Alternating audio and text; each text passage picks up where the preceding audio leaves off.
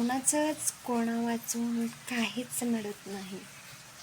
कारण ह्या कलियुगी दुनियेत बादशाह जर गवसला तर जोकरला बादशाह करणारे लोक असतात.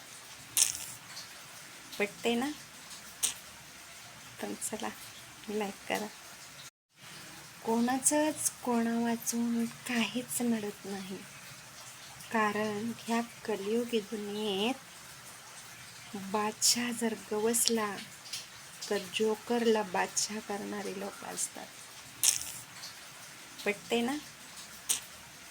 पण चला लाईक करा.